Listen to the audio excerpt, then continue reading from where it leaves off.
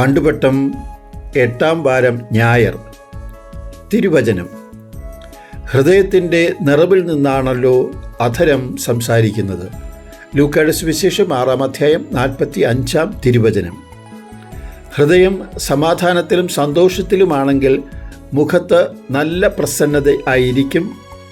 നമ്മുടെ അധരങ്ങളിൽ നിന്ന് വരുന്ന വാക്കുകൾ മറ്റുള്ളവരെ സന്തോഷിപ്പിക്കുന്ന നല്ല വാക്കുകൾ ആയിരിക്കും. ഹൃദയത്തിൽ സന്തോഷം ഇല്ലെങ്കിൽ അത് നമ്മുടെ എല്ലാ പ്രവർത്തനങ്ങളെയും ബാധിക്കും. നാം അറിയാതെ തന്നെ എല്ലാവരോടും മോശമായി പെരുമാറും. സന്തോഷവും ദുഃഖവും സ്നേഹമുള്ള ദൈവത്തിൻ്റെ സമ്മാനമായി സ്വീകരിക്കുന്നവർ ജീവിതത്തിൽ തകർച്ചയുണ്ടാകുമ്പോൾ ഞാൻ എന്തു പിഴച്ചു എന്ന് ചോദിക്കാറില്ല. മറിച്ച് ദൈവത്തിൻ്റെ കൈ ഒപ്പോടുകൂടി വരുന്ന നൊമ്പരങ്ങൾ കുരിശിലെ വേദനകളുമായുള്ള എൻ്റെ പങ്കുചേരലായി മാത്രമേ കാണുകയുള്ളൂ.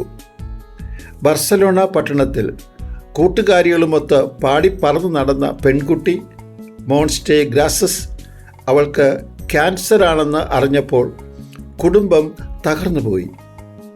അന്ന് വൈകുന്നേരവും ഭക്ഷണം കഴിഞ്ഞ് പതുപോലെ വീട്ടിൽ കളികൾക്ക് അവൾ നേതൃത്വം കൊടുത്തപ്പോൾ അമ്മ ചോദിച്ചു, നിന്റെ രോഗവിവരം ഡോക്ടർ പറഞ്ഞത് നിനക്ക് മനസ്സിലായോ?